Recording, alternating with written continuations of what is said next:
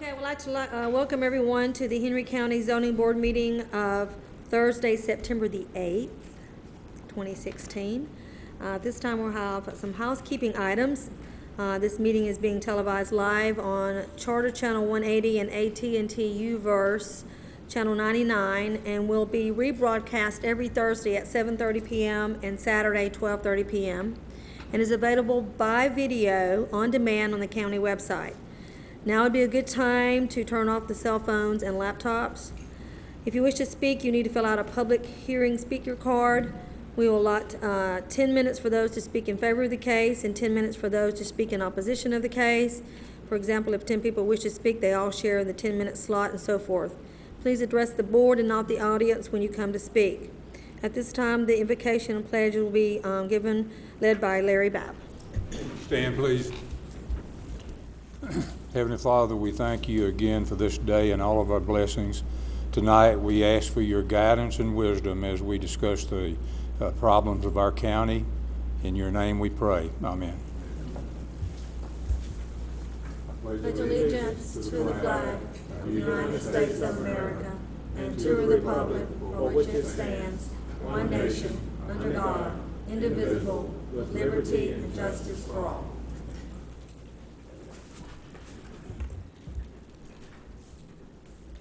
Call this meeting to order. Do I have a motion to approve the agenda? I'd like to make a motion that the agenda be approved. We have a motion by Mr. Head. We have a second. A second. We have a second by Mr. Nelson. Any discussion? All those in favor indicating by raising your hand. Mr. Rich, are you voting? Okay. Motion carried. All right, we don't have any minutes because we approved those this morning. All right, staff comments? Madam Chair, case number COMP-AM-16-05 for the Reservoir Group of Athens, Georgia, for property near the intersection of East Lake Road and Airline Road has been withdrawn by the applicant. That's for the record. Okay, thank you. Okay, we're now going to move on to the agenda items. We can call the first case. Case number RZ-16-17, the Reservoir Group of Athens, Georgia requests a rezoning from RA, residential agricultural, to R2, single-family residence for property located near the intersection of Airline Road and East Lake Road, east of Airline Road and land lots 22 and 43 of the 7th District. The property consists of 26.32 plus or minus acres, and the request is for a single-family residential subdivision. The property is located in Commission District 3 and will be presented by Mr. Stacy Jordan Rudisil. Good evening, Madam Chair, Good evening. board members. The case before you tonight is located on Airline Road in the vicinity of East Lake Road, as illustrated on the overhead and in your exhibit books. The request has been modified over time, and currently it's a request for R1, which is a single-family residential zoning district with a density that conforms to that required by the future land use map. The future land use map that's illustrated shows that this area is planned for a rural residential type of development in the future at or below 1 dwelling unit per acre. The applicant's request has been changed to include a request for an R1 area as well as an RA area, as illustrated on the overhead. So, for example, this is the subject property. It includes this area, the frontage along Airline Road, and then heading east toward the back of the subject property, and then coming down to the south for a bit. The preliminary conceptual site plan for R1 leaves out this portion, which will become or remain RA. The rest of the subject property is proposed for R1 for a total on this preliminary conceptual site plan of 17 lots.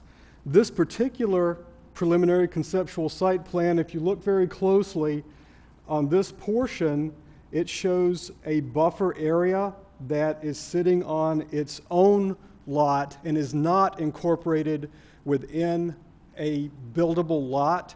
And that's something that staff prefers because it's under the control of, for example, a homeowners association, and it's not under the control of an individual homeowner who may or may not know that that buffer is required to be maintained in place, and so there's less of a danger of it being cleared. Staff has evaluated the applicant's request based upon the criteria points that are listed in the staff report, and we do recommend approval with conditions. And so these conditions are illustrated on the overhead and also within your staff report in your exhibit books. Now, there are a couple of changes that I would like to bring to your attention. Number one, condition number 10 refers to the buffer along Airline Road, and we talked just for a bit about that. It's illustrated to the south of the proposed entrance drive. What was not intended was to require a buffer in front of the RA portion of the subject property, and it would not work in this area. And so to eliminate confusion, to provide greater clarification, if you choose to recommend condition 10, it would be best to include an additional sentence which says that this particular condition does not apply to the RA portion of the subject property. Number two, the applicant and our stormwater management department have had a subsequent meeting since the staff report was written, and they've agreed to particular changes for the recommended condition number 9, and that is illustrated on the overhead. So if it's your pleasure to include this new language regarding stormwater, that would need to be a part of your motion. Additionally, staff, having contact with the applicant, we've come up with an additional condition that we would like to recommend, and that would be a condition number 11, and it would read as illustrated on the overhead. And I know that that's a lot to take in, but I'd be pleased to answer any questions. Okay, do any of the board members have any questions for staff? Mr. Richard, we'll start with you, since this is going to be in your district.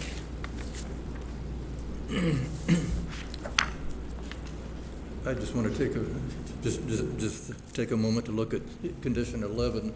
So we're talking about a minimum 5-foot high chain link fence, not a solid type fence? Yes, sir. Okay.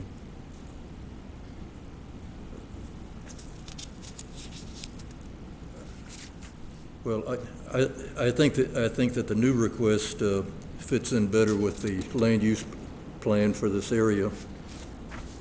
Yes, sir. And that's all I have for the moment. Mr. Nelson? Stacy, just for clarity, the portion that's the additional portion that you're not requiring a buffer for, why are we not requiring a buffer in that area? The reason is because staff prefers for the buffer to be on its own lot so that we don't have to rely on an individual homeowner to maintain that buffer, because many times a homeowner doesn't understand that that buffer is required to be maintained, and sometimes they'll clear all the way to the property line not knowing.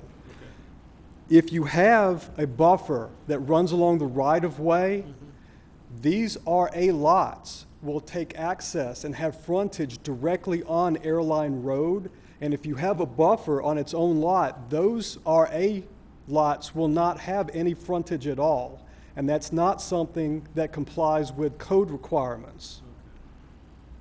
Thank you. Yes, sir. I have a question, and Mr. Risher, you would need to approve this if that's what you so desire, but in section 5.0204, that's the landscape code. And I know the landscape code says trees planted at every 50 feet. Mr. Risher, would you be in opposition for that to be changed to every 25 feet? To be consistent with what we've been asking for? No, I would not oppose that. Okay, and I'll ask the applicant if that's okay. So we'd like to change that part to, and I don't know how to word that, but Mr. Risher, I guess you could, changing the every 50 feet to 25 feet for the large trees. You get what I'm saying, Stacy? Yes, ma'am, and it would likely be most appropriate to add that language to condition 10. Yeah, which that's what refers I'm to a sorry. buffer. Yes, to condition 10. I thought that's what we were on. Okay. And then condition number 4, sometimes we say, we leave off the word where feasible, and sometimes we put it in. So my question is, why don't we just ask that we have side entry, and why don't we say where feasible? Because they could always say, well, it's not feasible. I mean, it's such an open-ended statement. It's more appropriate where you have lots that are less than an acre, and in this case, these lots will be a minimum of an acre. So we can certainly ask the applicant, but I would be more comfortable, since the applicant has modified the request to R1, if you choose to take off that language where feasible. And Mr. Risher, you would have to, that would just be, my recommendation would be to take where feasible off and just require it. Right, we can include that with item 10, I believe. It's in item number 4. Look at item number 4. Pardon me? Item number 4, It says where feasible. where it's first feasible, and I'm just trying to be consistent with other development properties, and where we just say it has to be side entrance. And he said that where it's over, would you say 1 acre, that is, The it problem is is when the feasible. lots are so small, Small. you may not be able to access a side entry garage. But if you have lots such as what's proposed, that's a minimum of an acre, it's more likely that you'll be able to access a garage from the side. Yeah, I can't see that, any of these lots would prohibit having a side entry garage Right. based on the width, that the R1 requires. Okay. I have one other quick Mr. question. Nelson? Stacy, what do we do to ensure that that property where the buffer is required, that the tenant or the homeowner doesn't go in and destroy that buffer? The best way to do that is for the buffer to be on its own lot. And if you'll notice the applicant's preliminary conceptual site plan, right beside Lot 1, they're showing that 30-foot wide buffer along the right-of-way of Airline Road and its own lot. And so that's the very best way to ensure that a homeowner doesn't come in and remove a buffer inadvertently, because it would not be on their property. Okay. I would be more concerned if the buffer was incorporated within Lot 1. Well, my concern is that it's adjacent to the homeowner's property, and at some point, the homeowner may decide, well, hey, I want to clear this area out. And, no one's living there. It's just an open area and feel that way. I guess my concern is that do we identify this to the homeowner clearly that that is a buffer that's to be undisturbed? We would want and we would expect that a homeowner would stay on one's own property, certainly. If you take a look at condition number 10, there are almost a contingency for what happens if the buffer is removed and how it should be replaced. So I tried to address that somewhat, but I don't know if we can ever address it to a 100% satisfaction. Thank you. I'm sorry. Well, I know that sometimes I've seen developments where they have like a decorative fence that separates it, and then there's the buffer. Then there's the vegetation. Does that make sense? The vegetation, and then there's like a decorative fence, and then it's the homeowner. So then the homeowner knows. That fence is like a, maybe wooden. You know what I'm saying? It's not like a chain link or anything like that, but just like an open fence, maybe brick on some sides and things like that, or rock. Does that make Yes. sense what I'm saying? Yes, so if there's something particular that you would like included, that would need to be a part of your motion. Buffer, would it not be under the control of the homeowners association? Yes. Yeah, so, okay.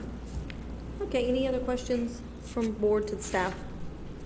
All right, we'll have to ask the applicant to please come forward and state your name and address for the record. Good evening, Madam Chair, members of the board. My name is Steve Moore with Moore Bassett Consulting, 1350 Keys Ferry Court, McDonough, Georgia. Here tonight representing the Reservoir Group in the rezoning request before you. Again, as Stacy alluded, this has been through a lot of different revisions and delays and several just issues that have affected this project. Our very first application that we filed probably 5 or 6 months ago was for R2 for 28 lots. Along with that came a comp plan amendment request to amend the land use designation or the density, allowable density in this area to support this density that was greater than 1 unit per acre. After just based on just several meetings we've had with both some of the residents in the area as well as staff, we decided to amend our application to remove the, to decrease the number of lots from 28 down to 25, I believe was the next submittal. We got under the 1 unit per acre threshold required by the land use map, but there was still a section in the comp plan that doesn't technically permit R2 zoning in the rural residential land use category. So back to the drawing board again, and the result of that is the layout that you see before you tonight. And here's just a different look at it. So what you see here, as Stacy had mentioned, is 17 R1 lots. We do meet the land use plan. We are compatible and consistent with the surrounding zonings, especially the zoning directly to the east of us, which is the Country Lake subdivision. We have also met with the owner of the property immediately west of our subdivision and south of our subdivision, and are happy to report that we got his endorsement as of yesterday, and he's satisfied with our request as well. We did, during the planning process, we had an informal community information meeting at the developer at one of his subdivisions in their model home, and had several residents from the Country Lake subdivision and other areas show up. We were able to show them the quality and style of the houses that were going to be built in the subdivision. Got a lot of good feedback from them. Unfortunately, they saw the plan that was the 28 lot R2 zoning, and they probably, if any of them are here tonight, this is the first time they're seeing this revised plan. But I believe hopefully everyone will be satisfied that this is a much less intense request and more compatible again with the surrounding areas. A couple of key features that I'll touch on. There is going to be a mandatory homeowner association that will own and maintain that buffer, as well as maintain the detention pond areas, the centralized mailbox area, and those types of features. The enhanced buffer, again, as Stacy mentioned, is provided along Lot 1. The staff report, at the time it was prepared, we had not communicated the intent behind the square footage of the homes. And I know that was a concern that we heard from several people was, I think the report says 1,500 square foot minimum. Our minimum that we're proposing is 2,900 square feet. So it's a big difference. These are going to be very nice homes. They are going to be craftsman style homes is what we're proposing. The side entry garages, again, I understand your question about that. And like Stacy said, that is right. When you have narrower lots, that does become a challenge. I might recommend, if you wanted to leave the where feasible in, it could just say due to topographical constraints. That's the only, I think horizontal constraints is not a problem when you have a 1 acre lot. Sometimes, and I don't know necessarily that any of these lots would apply to this, but you do have topographical constraints that would make you have a narrower house that might be deeper, that might not be able to support a side entry garage. That's just something for your consideration. It doesn't necessarily apply to this site, but something may help in the future. Full sodded yards, and one feature that I think is worth mentioning is that the developer and the builder in this project are one and the same, and that is an important and I think a very beneficial relationship to have. This is not going to be developed by one party, flipped to a volume builder. I'm not going to throw names out, but that build big box, houses on a tract basis. This is custom built by the developer. They're going to take a lot of caution and a lot of care in the development of this thing to make sure each home site is like they want it to be, so that they can build the best product that they can on it. So I think that pretty well covers my presentation. I have read the staff report and have met with Stormwater, as Stacy alluded to. Do hope that you'll agree with that revised condition pertaining to the recorded drainage easements being included in the final plat to give the homeowner association and the stormwater department access to those ponds. And then the addition of item 11 is certainly that's something that we've requested as well. And the revision to number 10, we're also in agreement with that, that it would apply only to lot 1 as far as the buffer is concerned. And if you want to add 25 trees every 25 feet within that area, we don't have a problem with that either. And I think that's all I've got, so I'm happy to entertain any questions you've got. Any questions from the board for the applicant? Mr. Risher, you have anything? No, not at this time. I have a question. I don't know if it's for, maybe I'll ask the applicant and then staff may. Are you going to have, are there going to be lights inside, and is it going to be underground utilities? Is that an ULDC code for underground utilities? But lights are not, so I was just going to ask you, do you have street lights? Is that going to be part of the development?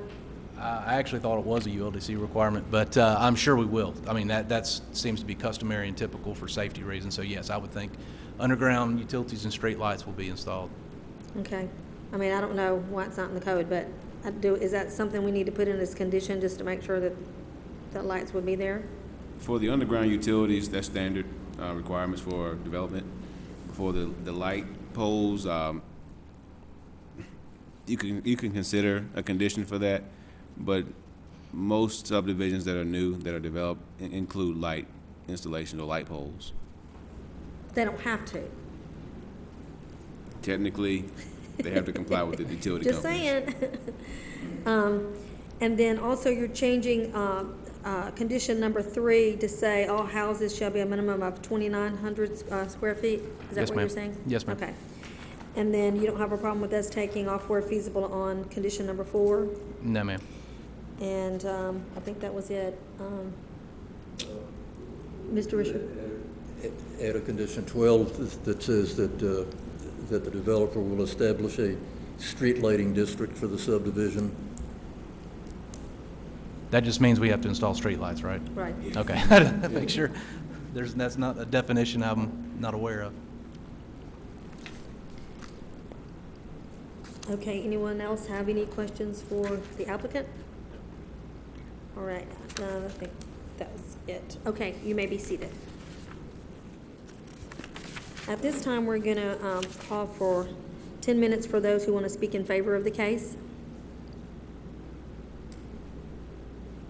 10 minutes for those who want to speak in favor of the case. Okay, I don't see anyone coming up, so we'll allow 10 minutes for those who want to speak in opposition of the case. All right. We'll ask the applicant to please come forward.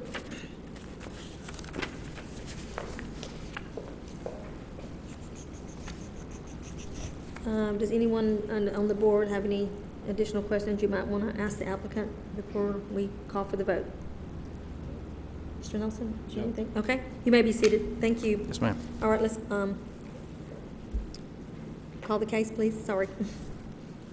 Case number RZ-16-17, the Reservoir Group of Athens, Georgia requests a rezoning from RA to a modified request from R2 to R1. It initially was R2, but now they're asking for R1, single-family residence for the property located near the intersection of Airline Road and East Lake Road, east of Airline Road and land lots 22 and 43 of the 7th District. The property consists of 26.32 plus or minus acres, and the request is for a single-family residential subdivision. It's located in Commission District 3 and was presented by Mr. Stacy Jordan Rudisill. Okay, do I have a motion for this case? Pardon Do me? you have a motion for this case? Yes, I would like to make a motion to approve the request for rezoning of the subject property from RA to R1 with 12 conditions, and I will go through those ones that we have modified. On condition 3, all houses shall be a minimum of 2,900 square feet of heated floor area, and they shall be craftsman style.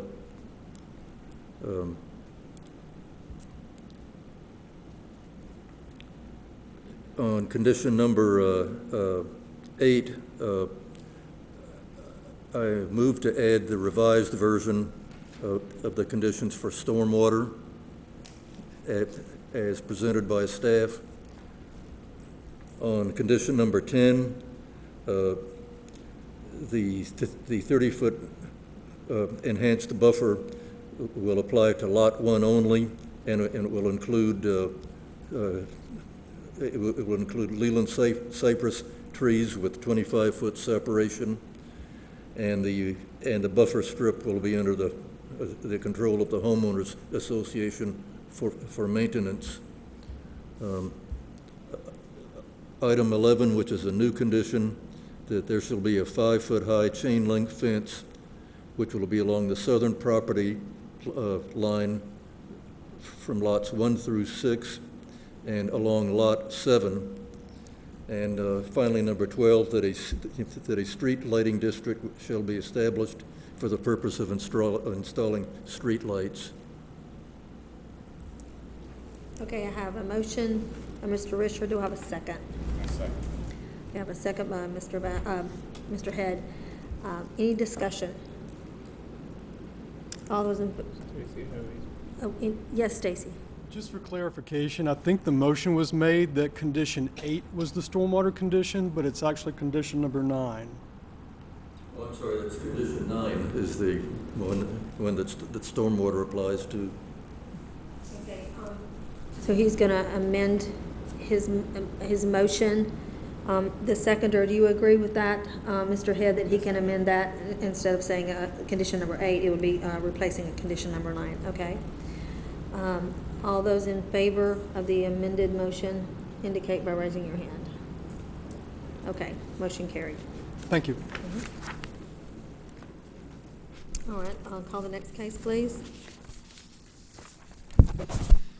Case number RZ-16-22, Brave Friends LLC of McDonough, Georgia requests a rezoning from RA, residential agricultural, to R2, single-family residence for property located at 28 Crumbly Road and land lot 7 of the 7th District. The property consists of 2.5 plus or minus acres, and the request is for a single-family residential development, and the property is located in Commission District 4 and will be presented by Mr. Edward Morrow.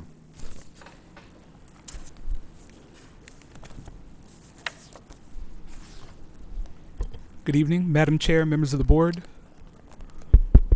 I don't think they want, oh, here we go. Okay, awesome. All right, so the request before you this evening is for a rezoning from RA to R2. Brave Friends LLC came before this board on March 10th, 2016, and they asked for a rezoning from RA to R3. However, they had actually left out a, sorry, I apologize. They came asking for a rezoning from RA to R3, and they were given R2 by the Board of Commissioners. I apologize. They had left out a a portion of this property for the purpose of developing commercial for this new residential development later on. However, it was determined that additional commercial was probably not in the best interest of the neighborhood character of this area. And so tonight they're seeking to bring in 2.5 acres of the portion that they left out and reintegrating it into a new conceptual site plan, which will include 36 lots with a minimum lot size of 30,000 square feet, served by public sewer, and an overall net density of 1.07 dwelling units per acre, and a minimum house size of 2,000 square feet. So you can see that the property is located right off of Georgia 155 at 28 Crumbly Road. And even though the portion depicted on the map is much larger, it is only for a 2.5 acre portion that's identified in the next map I'm going to put up.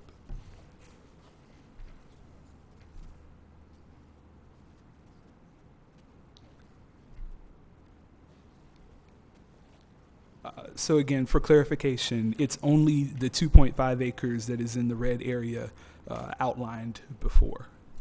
And presently, the remainder of this area has already been rezoned to R2. So, staff recommends approval of the request, and at this time, I'd be happy to take any questions. Okay. Are there any questions from the board for staff? I have a question. Okay. It's my understanding there's a cemetery. Can you please point to that cemetery? Absolutely. Okay. And there is already a code for protection of the cemeteries between, I guess, and I'm assuming that's a lot. Is it 29? And that cemetery? I'm sorry. So there would need to be a buffer there, a mandatory buffer? That's correct. The code does require a permanent 10-foot buffer around the cemetery, and it has to be identified on the final plat. Okay. So the cemetery must be protected. Okay. And then, it's my understanding that there were 4 acres, but they're only asking for 2, and where are the other 2 acres? The other 2 acres, I believe, are, they presently have a house situated on them. And you can see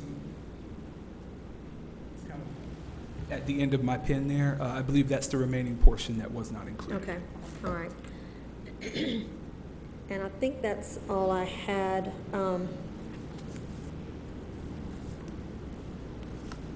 Okay, that's all I have for staff. Any additional questions from the board? Okay. Okay, if there's no question, we'd like the applicant to come forward, please. State your name and address for the record. Good evening, Madam Chair and Board. My name is Mitch Falk with Land Engineering, located at 1601 South Zach Hinton Parkway, McDonough, Georgia, and I'm representing Brave Friends LLC. We, it's just like Mr. Morrow said, we basically left out the 2.5 acres when we got the rezoning approved. Through all the chaos and excitement with the rezoning, it just got overlooked. So as we went back and looked at this, we met with Planning and Zoning, and they informed us we had to go back through the process again to get the 2.5 acres rezoned to R2, so it's contingent with the rest of the property. Okay. And that's all I have, unless you have any questions. Okay. Does the board have any questions for the applicant? I do. Okay. Well, first of all, for staff, did you read the 7 conditions? I'm so sorry. I meant to include those, but I'll I was place going to say, because I don't remember you giving it, because I need to make some changes to that. And the applicant, you're aware of those 7 conditions? Yes. Applicant, you're aware of the 7 yes. conditions? Okay, so my question to you then, since this is part of another development, and it's my understanding that you had some conditions on that development, and I was trying to be consistent with that. So the condition number 5, it says, it shall sod the front and side yards. But we want the yards to be fully sodded for those disturbed areas. Now, this will be just for the 2 acres, but, you know, but that's what I want to happen in this development. But I'll leave that, this just, I only can do it for the 2 acres, so. Understand. You can make it match if you want to.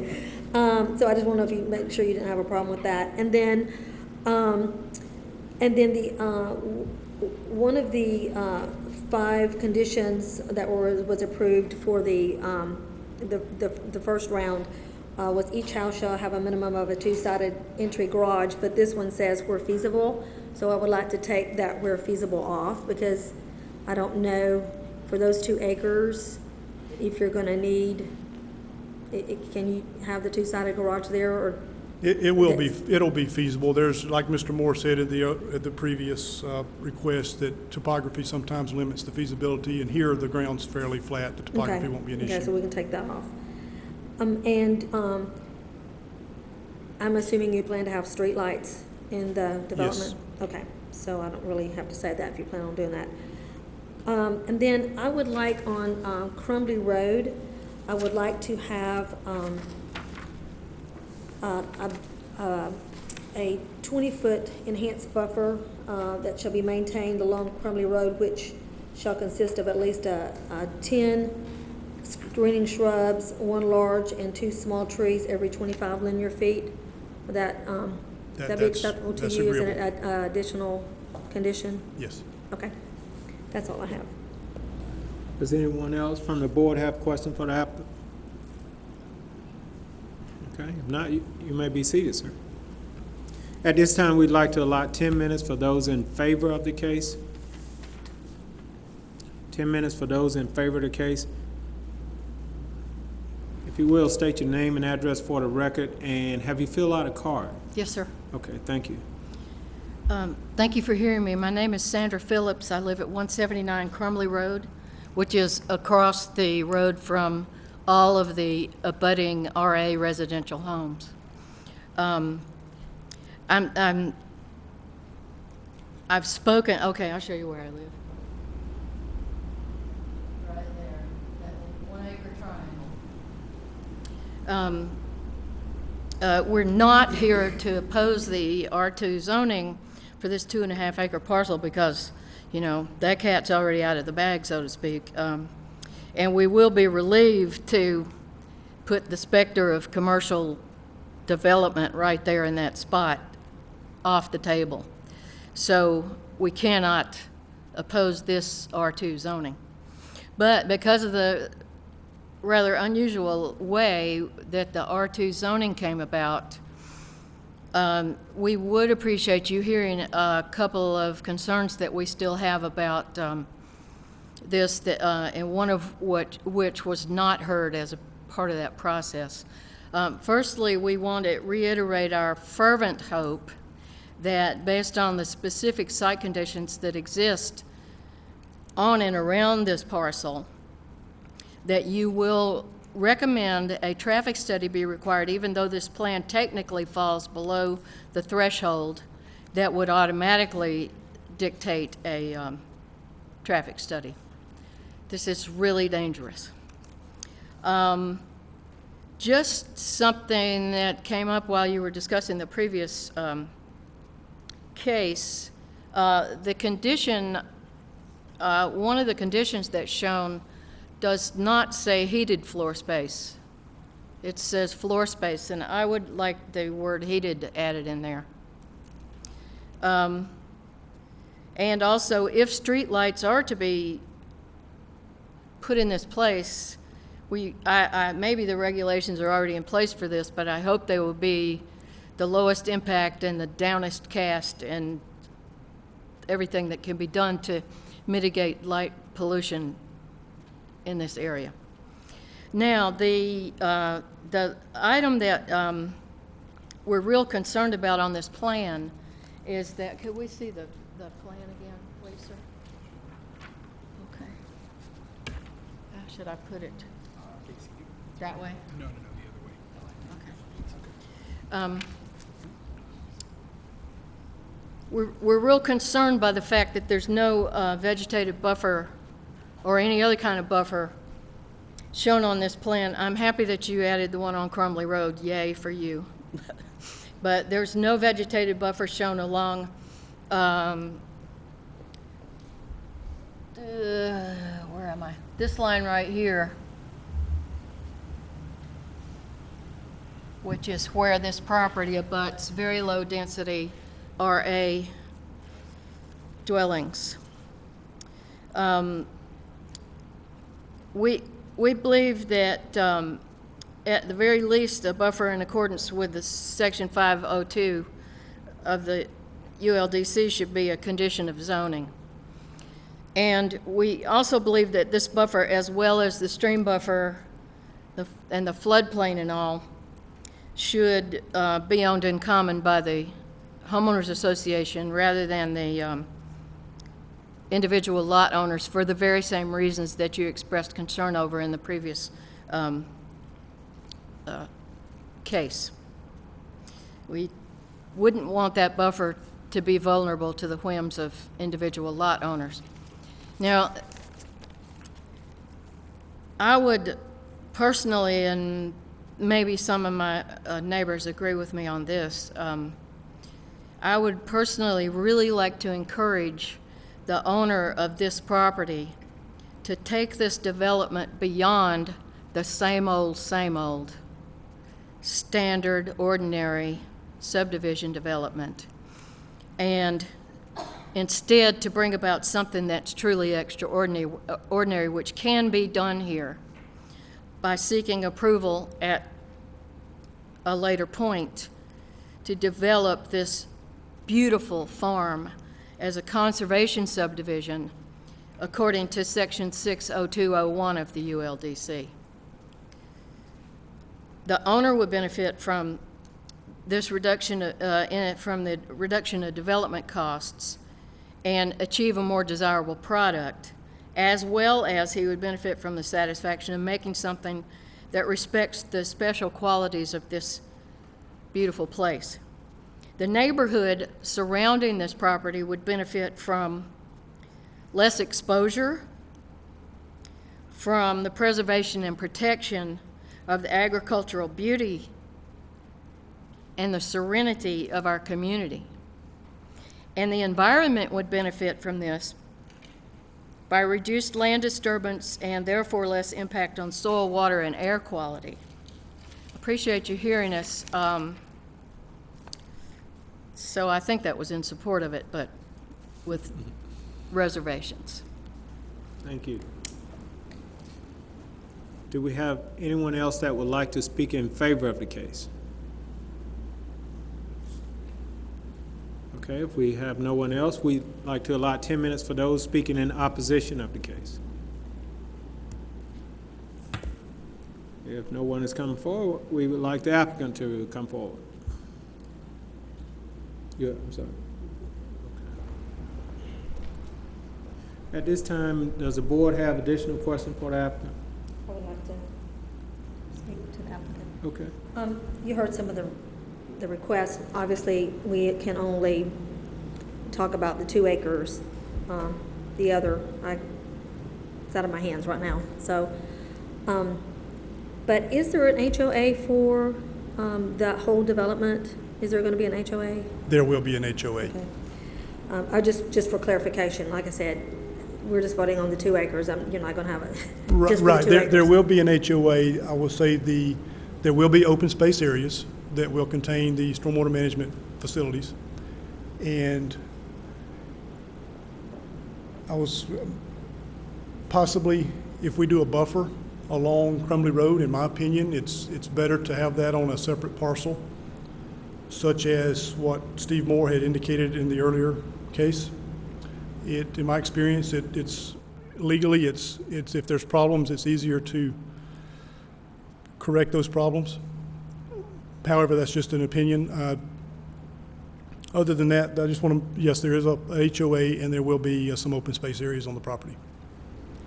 So do you want, because the condition that I had was going to be a 20-foot enhanced buffer, and basically the previous, it was like a separate, I think it was a 30-foot, like a lot. Correct. So is that how you want, is that is that what you would prefer then? That's the way we would prefer to plat it. When we put the buffer along Crumbly Road, I would prefer to put that as on its own open space, owned and maintained by the homeowners association. So there's a clear distinction between the neighbors or the adjacent private property and what the homeowners association is responsible for maintaining. Okay. I'll have to make sure I know how to say that condition and word that. So I will try to do that, and I think I've got the language, but And I wouldn't I wouldn't look at it as a condition imposed on us, other than that we're allowed to create that smaller lot. okay, can create, but I still want the buffer. Yes, the buffer And we're then agreeable. it can be created with the 30-foot lot that's owned and maintained by the HOA. Correct. Okay, all right. And then the streetlights, there was the concern about high impact. I mean, I want streetlights for safety, obviously. When you're out in the rural area, there is a problem with lighting and things like that. You know, you don't want to be, driving and everything's dark and it's glowing. But is there, I mean, I don't know what type of lighting, but in the ULDC code, is it low impact? Is there, Our ULDC requires downcast lighting. okay, all right, so there's already a stipulation for that, so we don't have to, okay, that's all I had. Any other board members have questions? Okay. I just have one question in reference to the heated space. Did you have any opposition to that? I don't know that I can speak for that. I do have the owner, the developer here. If I could allow him to come up and speak on the reference to the heated floor space.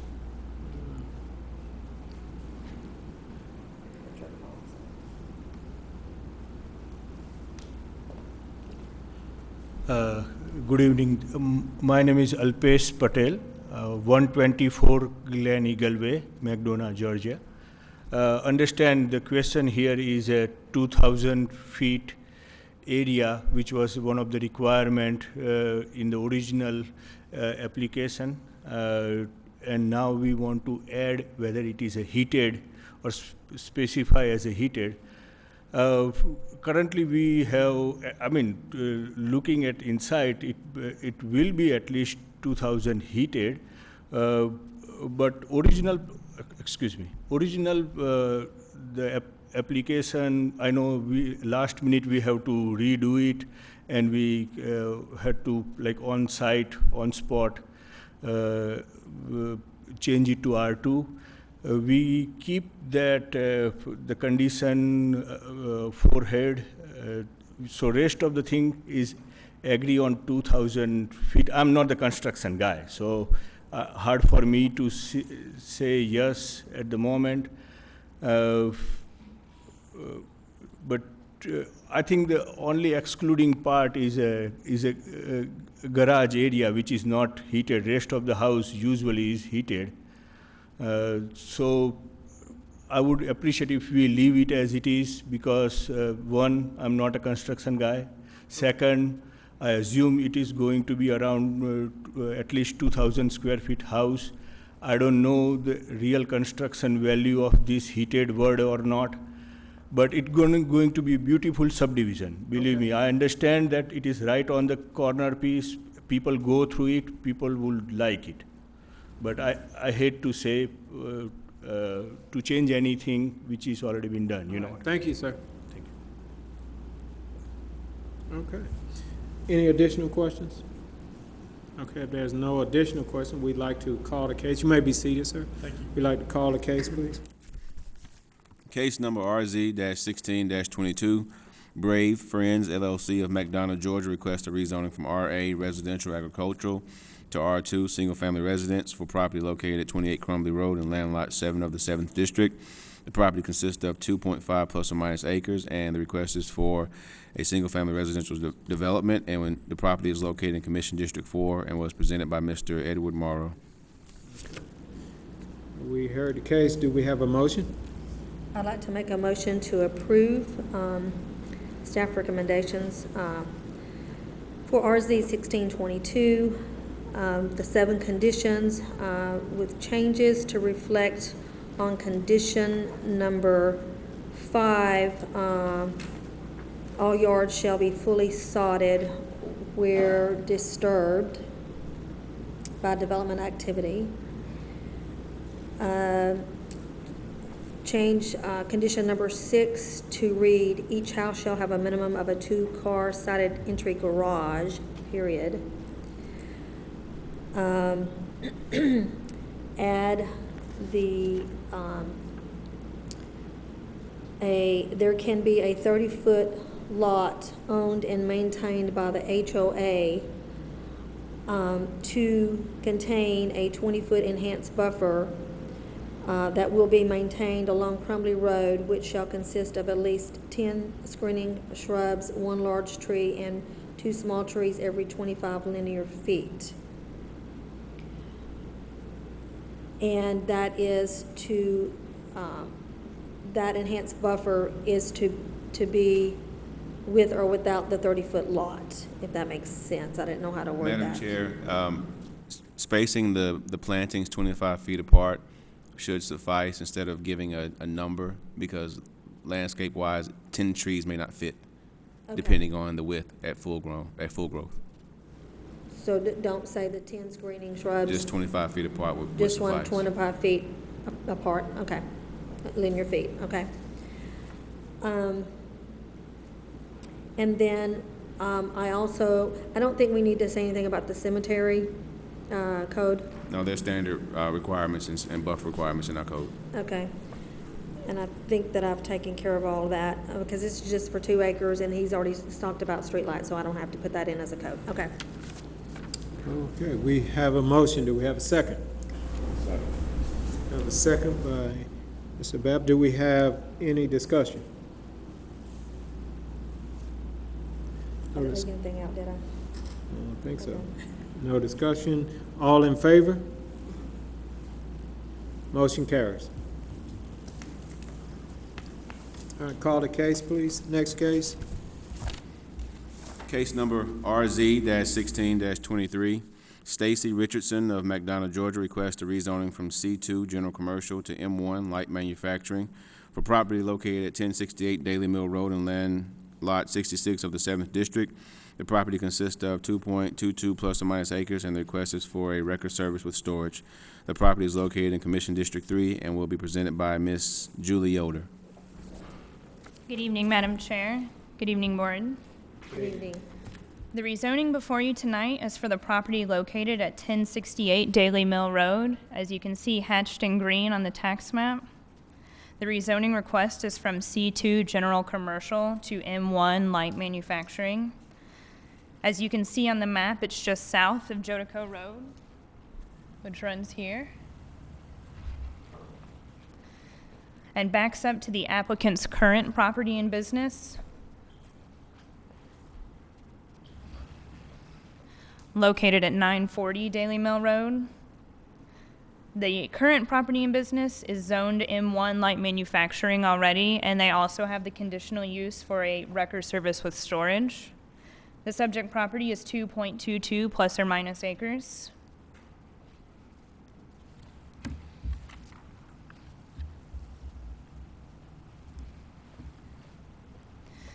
According to the Henry County official zoning map, the subject property is zone C2, and the green parcel shown at the top of the map up here are the city of Stockbridge. The subject property was rezoned in 2006 from RA to C2, and one of the conditions in that case limited the use to minor automotive repair. After that, the property never developed.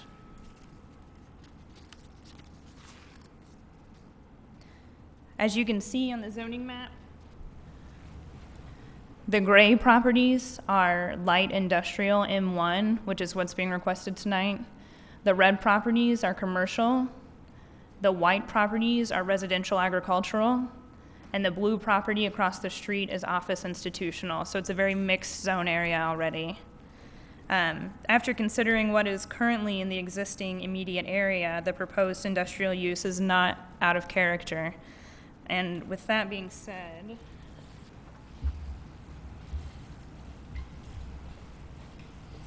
staff recommends approval of the M1 light manufacturing use for the subject property due to the fact that it's consistent with the developing character of the area.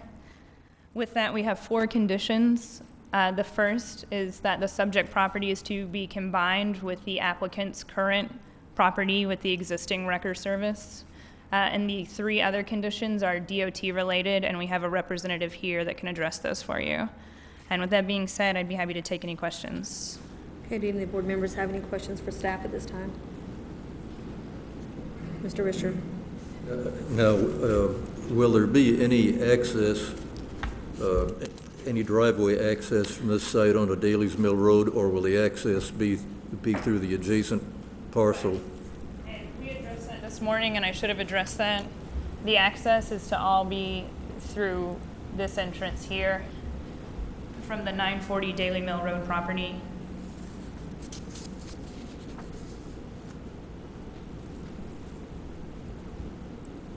Any other questions?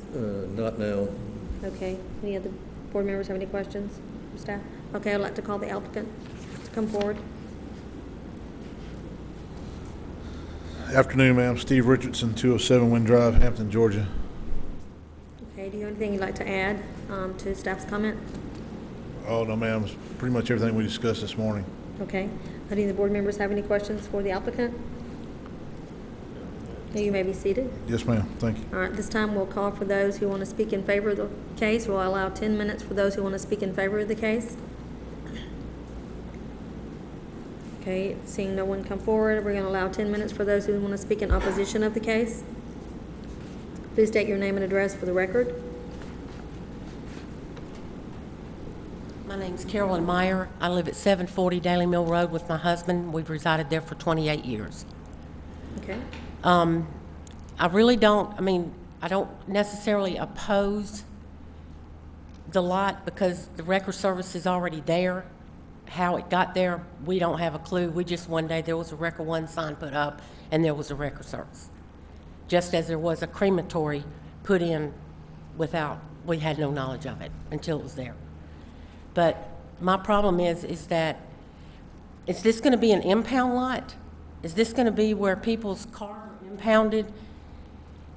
Is this going to be where those big wreckers that are 30 feet long, that tow a tractor trailer that in itself is 70 feet long? So you're talking 100 feet long when one of these wreckers trucks are being towed. Is that going to be coming in and out of there? How is that possible on Daily Mill Road? That's our problem with it. And the fact that that little river bridge that's been down there for, I don't know how long, a long time, is that capable of handling that kind of traffic? Is there going to be an entrance on Daily Mill Road? We absolutely do not want an entrance or an exit off Daily Mill Road. This is where we live. This is our home. This is where we've raised our children. Those are my concerns. And then this fence that's been put up. It looks like a jail or something. Is that going to be covered some way with greenery or trees or something to try to put up a buffer to hide this? There's only like 2 acres separating my 7 acres from this. So these are our real concerns, you know.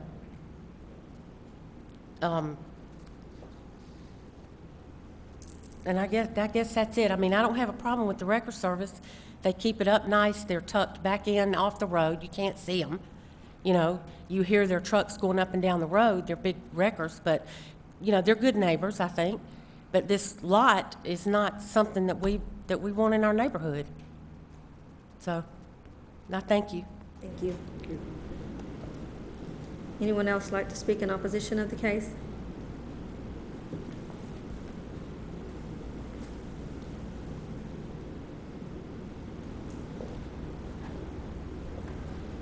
My name is Robert Jenkins. I'm the proprietor of Bellwether Incorporated, which is located right here on Daily Mill. And I'm in opposition to this move for several reasons. First of all, this is not spot zoning, but it's the next thing to it. There are a lot of people that have come down on Daily Mill Road and invested in property. I'm not a homeowner there, but I have been on that property on Daily Mill for 30 years. We are a manufacturing business. We have seen a lot of changes come and go in that time. And we've also seen commercial property values diluted very seriously in Henry County. I don't think that is a fact that can be argued. There's no genuine way for this group to approve that record service and keep faith with the zoning and the requirements that have been passed on for all these years. It's no way that is going to enhance anybody's property value or be anything that's going to be, for the residents of Daily Mill Road, it's going to be a positive for them. And the other thing is, the lady before me was talking about a wrecker pulling a semi-trailer down Daily Mill Road. I looked out my office door. That happened this afternoon, and it happens. And it's going to happen again and again. Without properly addressing the structural needs of that area and the traffic needs of that area, I don't think there's any way you can approve this. Because Daily Mill Road, if you've been on it lately, it is nowhere near in shape to handle this type of traffic. And for those reasons, I am in opposition. I think others want to speak, so I'll give up my time. Anyone else like to speak in opposition of the case? Good evening. My name's Deborah Barge, and I live at 345 Daly's Mill Plantation Court. And our property is actually right here. So again, as I said this morning, I have no problem with him having his business. It's been fine back there in the back.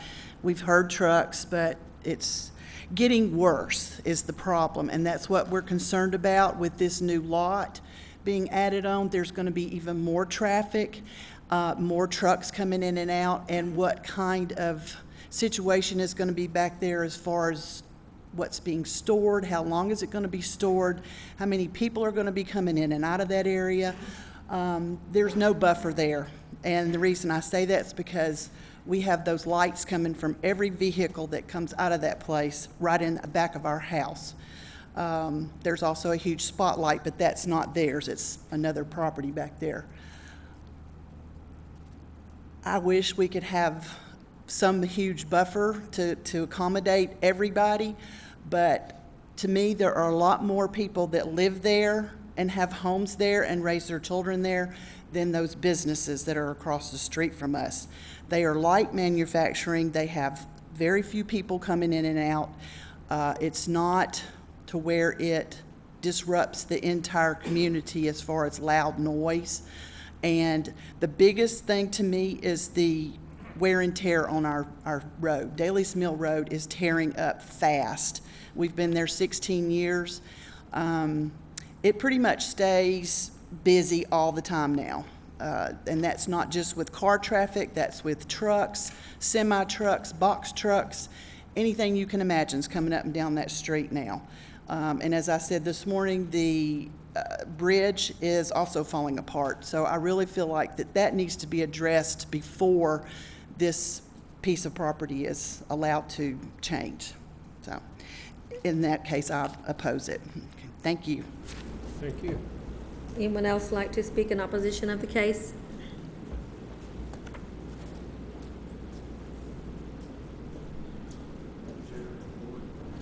Robert Kolpak, 235 Oak Shores Drive, McDonough, Georgia.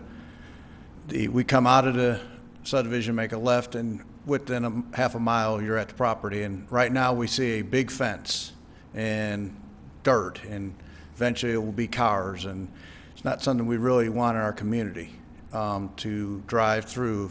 There should be a buffer. If they reconfigured the property and it was in the back, like the Renfro Business Park, would be acceptable to us.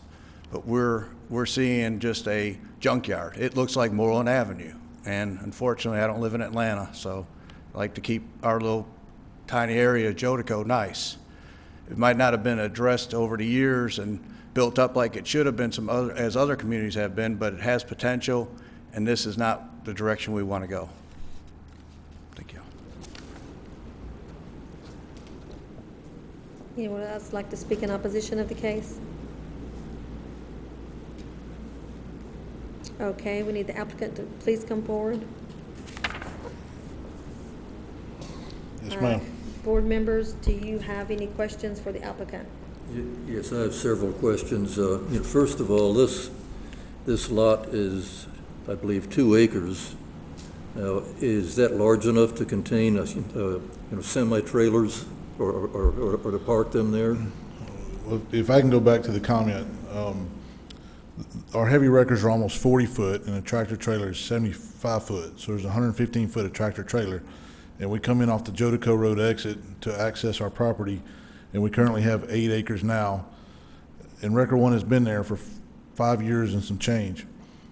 The issues we have now is we service the county at large.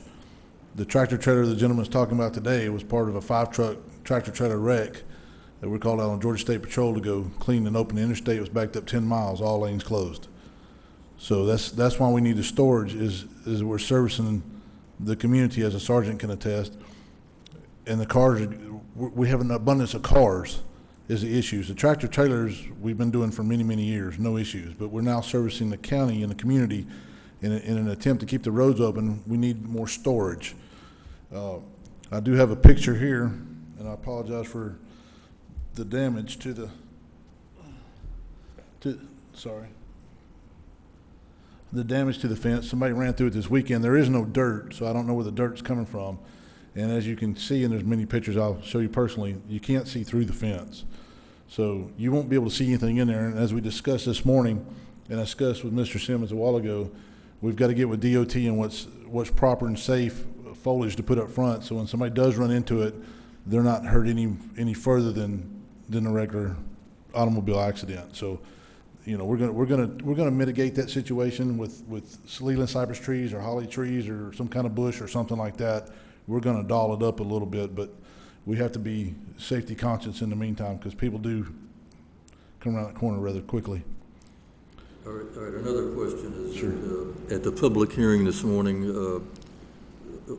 I think we discussed the condition of having large Leland cypress trees with a maximum separation of no more than 20 feet installed in front of this fence. How would you feel about installing that prior to your occupancy of the site? Well, again, it boils down to DOT. It's not something I can say yea or nay. It's all on DOT. This is a DOT property. What you're asking us to do is not on our property or easement. It's on DOT. So that'd be something to Mr. Simmons. All right, David, what's your opinion of that? As I said this morning, we don't typically like landscaping within county right-of-way, but I will get with my boss, the director, to discuss what could be done in front of his fence that we could live with. And part of it will be clear zone, which is basically don't plant something that'll get so large that if you run off a road within a certain distance and hit it, it's a roadside hazard. So the type of planting could come into play, as well as the distance off of the edge of pavement per the road's posted speed limit. All right. Yeah, I realize that it'd be subject to Henry County DOT permission. There's no issues with Record One or us, the applicant. There's no issues with us. It's all on the county and what the county, GDOT or Henry County DOT decides to do. All right, I don't have any more questions for now. I have can you show the fence again that a car ran into? Yes, ma'am. And the reason I want to say that is because the fence, to me, looks a little flimsy. Well, it was run into at a high rate of speed. Okay. They come around the corner, went across both lanes, took out the neighborhood mailbox, went through a ditch, crossed both lanes, went across, hit an embankment, and went in the air through the fence at a very high rate of speed. And I'm going to say if there were cars on the other side, there'd really be in a lot of trouble. But just for the aesthetics, I mean, I think that's what the neighbors are more concerned about, is the way the fence looks, and because there's the barbed wire. And I'm assuming you have to do that so people don't climb the fence and try to get parts from the automobiles? Let's be honest about it. All that does is keep an honest man honest. I mean, they cut the fence, they do whatever, but that's part of the regulation with the county to have a storage facility, is to have the 6-foot fence with 3 strands of barb. That's an 8-foot commercial grade fence with 3 strands barb. So that's a county code that for that type As well of as fence? Georgia State Patrol and all the other jurisdictions, yes, ma'am. Okay, so I just want to clarify if that could be a prettier, lack of a better word, fence to put there, but since that's the code for that, then I guess we have to live with that, right? Whoever installs a fence, it's their choice as to the style of fence. It just has to, we just cannot see through it. That's what the regulations say. You cannot see through it. It has to hide what's behind it, in essence. So the height and those barbed wire, you saying that's not code? The height of the fence, yes. The opaque, yes. The barbed wire is extra for safety reasons or for state patrol reasons, as Mr. Richardson stated. But we cannot say that he cannot install that because that's part of the fence. Okay.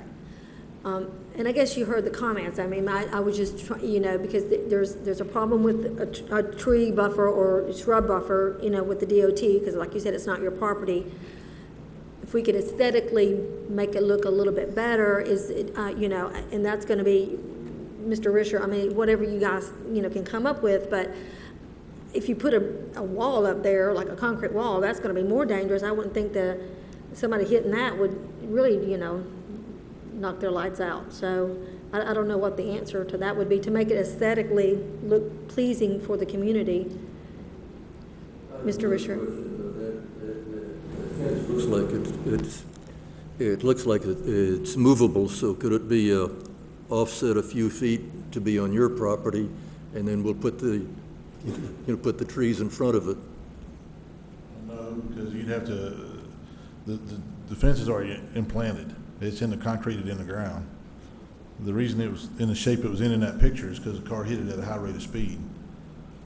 So that's why it was twisted, but if you look, it wasn't moved, it was. Yeah, because I think Daily Mill has a pretty low speed limit. I think it's like 25 or no more than 35. It gets to 45, but that, I assure you that that's not adhered to. Well, I'm sure it's not. That light pole there, and that picture's been changed several times in the last few years for people hitting it.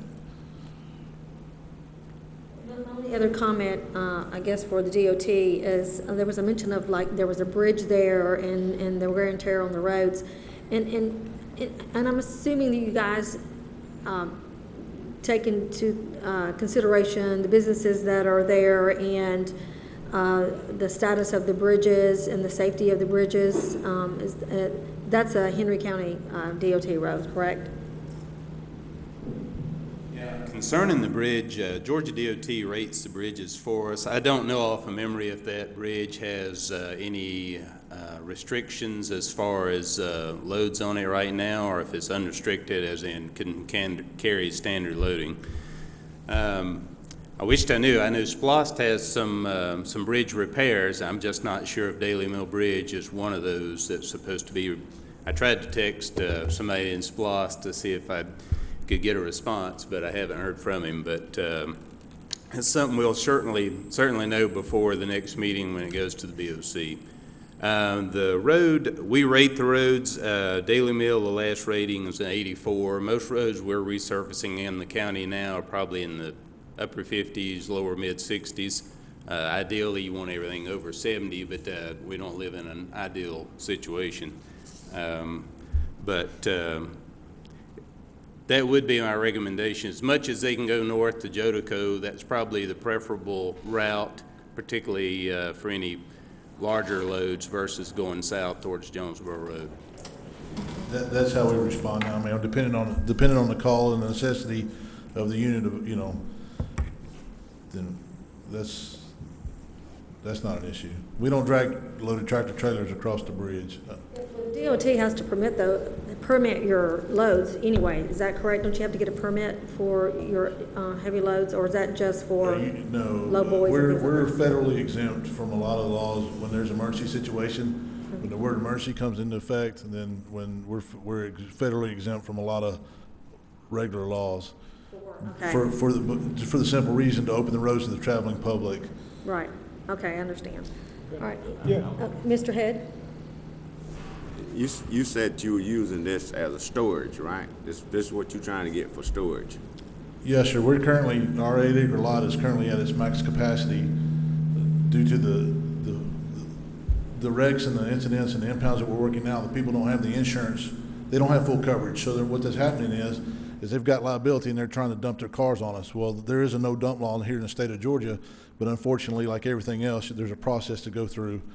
I just can't walk up to you and say, hey, you know, this is what's going to happen. We have to physically go to magistrate court and file paperwork. So in that process, we've accrued several hundred cars.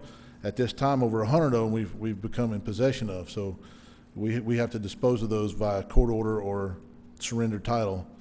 So at this time, we're just running out of room, and we can't go backwards because of the train. So the only way we could go was forward or to the side. And one of the reasons why I said that was because wrecked vehicles leak a lot of oil and antifreeze. And, you know, that's some of my concern. I share your concern. What we try to do is before we put them in what we call general population, and we try to mitigate all the fluids, because when I die, my wife dies, I don't want to leave my kids a hot spot like they did with the bus salvage yard at 155 and 42. And the children spent $750,000 15 years ago to mitigate all the fluids from the buses. So we're already ahead of that step, so there's no issues, EPD or EPA issues. Do we catch it all? Not at all. I mean, there's no way to catch every drop, but we don't put something out there that's pouring fluid. So when it rains and you have that pervious surface, are there storm drains nearby that would have to be protected? I mean, have you? No, ma'am. There's no storm drain issues. We have a retention. Matter of fact, our property holds a retention pond for Renfro Business Park. Okay. So all of their water flows across our property, and this corner right here is where the retention pond is that not only takes care of all our property, but the Renfro Business Park as well. Okay. So you haven't been cited by stormwater for any runoff of the oil and gas and Oh, no, and ma'am. There's no freezer? issues like that. No, ma'am. Okay. All right. That's, yeah. Well, then that's good to know. That's good to know. Because that would be the first concern I would have. Oh, yes, ma'am. No, Right. there's no EP. EPD regulations. EPA or Okay. EPD issues. No, ma'am. Okay. Now, I do have additional question in reference to the tractor trailers. Yes, sir. Approximately how many tractor trailers are you bringing into the property on a weekly basis? It depends. We had one overturned at the 221 Tuesday, I believe it was. What's today? Yes, Tuesday. So there was one there. We're still currently storing one that rolled over at Cowan and 42. We had the 5 tractor trailer wreck today. We brought one of those in for Georgia State Patrol. So it all depends on how fast the insurance process works. Okay. And the vehicles that you're bringing in, these are all wrecked vehicles or vehicles that's pertaining to traffic accidents? They're either wrecked or there's a lawful reason why they're there. No insurance, no tag, DUI, anything to do with law enforcement. Okay. All vehicles, all the 4-wheelers there are due to law enforcement calls. Okay. So Record One's main structure of business is tractor trailers. Okay. You're not going out towing any vehicles that own private property? Oh, no, sir. Okay. Don't have time nor the patience to, no, sir. Okay. Not at all. Any other questions from board members for the applicant? Madam Chair, Company, I apologize for interjecting here. Just for the record, barbed wire is limited to the top of the fence, which he is in compliance with regarding M1 zoning. And the maximum height for M1 zoning is 8 feet, which he complies with. And regarding the records service with storage, it requires that the storage area be not visible, so the opaque nature of the fencing mesh is in compliance. Okay, thank you so very much. I appreciate that You're welcome. clarification. All right, Mr. Richard, you have anything before we call the case? I think David wanted to make a comment. Oh, David, I'm sorry. Yeah, I just wanted to, earlier that mentioned the speed limit, that portion of Daily Mill is 35. And I did get a text from somebody who knows more than I do, that bridge is scheduled for repairs. Okay, thank you. It's not a total tear down rebuild, it's a repair of the It's a existing repair. bridge that's there. Okay, all right, thank you so very much for addressing those concerns. Any other board members have any questions for the applicant? I have one question for staff under this first condition. It says the subject property must be combined with, and it gives a tax ID number by replat within 12 months. Is that 940 Daly's Mill Road? Yes, sir. Oh, Okay. hold on. Yes. Any other questions? I have one other question, Di. Mr. I'm sorry, I have to go back to it. Based on that, and this question is for staff, have we ensured that, based on the previous conditions, has he met the condition, the 19 conditions that's listed in the report? With this rezoning, those conditions would go away. Okay. The new conditions would be what you see here, and then what was approved for the conditional use this morning. Okay, so based on that, those So those conditions- 19 would go away. I think DOT may have referenced one of those 19 in their conditions. I think it might be Number 2. number 16 and number 2 there. They reference old condition number 16, Okay. but the others would go away. And I think, are some of these already in the ULDC code? It's just a Yeah. repeat of the ULDC code? Yes, ma'am, they Yeah, are. that's what I thought. So they don't really go away, it's already in the ULDC code? Correct. What's Right. already code is code in the Right. ULDC, and it Right. has to be followed. Right, so they don't really go away, it's just, they're not gonna repeat it. Right. Okay. And I guess that's my question, maybe you misunderstood. Did he meet those conditions on the previous property? On the property that he currently occupied, did he meet the conditions? The property was on C2. Okay. And he just bought the property a few months ago.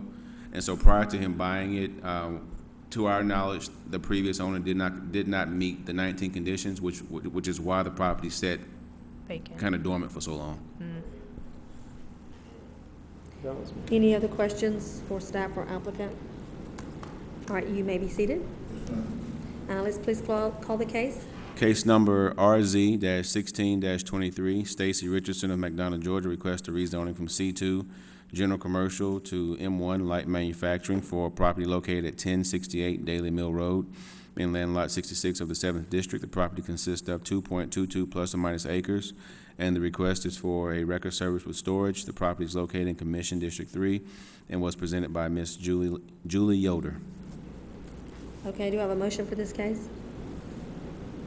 Have a motion for this case? Yes, I make a motion to approve the request for M1 zoning, subject to several conditions, which I'll read from our staff reports and discussion tonight. The subject property must be combined with 940 Daly's Mill Road by replat within 12 months. The previous rezoning, conditions of the site to C2 included a condition 16, which says a right-of-way strip of 40 feet from the center line of Daly's Mill Road shall be donated to Henry County. The Henry County DOT requests that the condition also be placed on this rezoning or conditional use. Thirdly, access will be through 940 Daly's Mill Road only.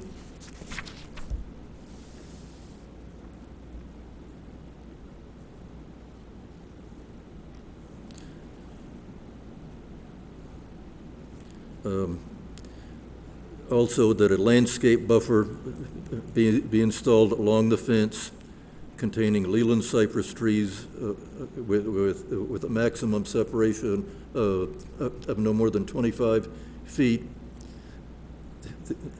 This would be installed prior to occupancy, and it is subject to approval of the Henry County Department of Transportation and the Henry County Board of Commissioners.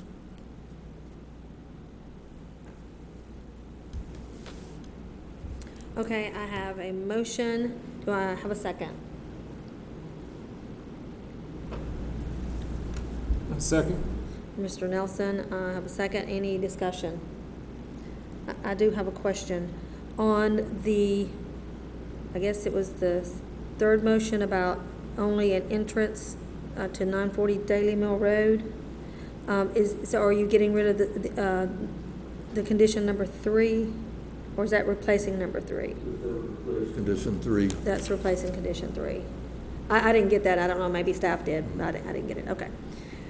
All right. We'll go ahead and take a vote. All those in favor of the motion, please indicate by raising your hand. Okay. All those opposed? Okay. The motion did not carry. All right. I'll need another motion. Need another motion? For denial. Right. Okay. Who wants to make that motion? I voted for it, so. For Do we have those who another voted motion? against it, I need a motion for denial. I need another motion because the motion that for approval was not approved. I therefore make a motion to deny the request. Okay, I have a motion to deny the request. Do I have a second? Second. I have a second to deny the request. Any discussion?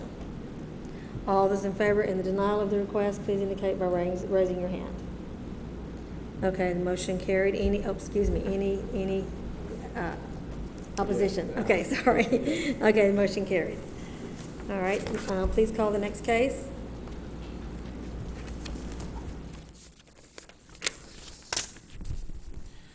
Case number COMP-AM-16-04, 1050 North Bridges Road, LLC of Jackson, Georgia, request an amendment to the comprehensive plan for property located at 1050 North Bridges Road in land lot 113 of the 6th District. The property consists of 7.62 plus or minus acres, and the request is to change the future land use map designation from commercial to rural residential. The property is located in Commission District 3 and will be presented by Mr. Stacy Jordan Rudisill. Good evening, Madam Chair, Good evening. board members. The subject property before you at this time is shown on the overhead and also as an exhibit map within your staff report in your exhibit books. Just to give you a reference, this map illustrates I-75 here, Jonesboro Road here, and Mount Carmel Road here. The subject property has frontage upon and takes access from North Bridges Road, which connects Jonesboro Road and Mount Carmel Road, and this is an unimproved gravel road.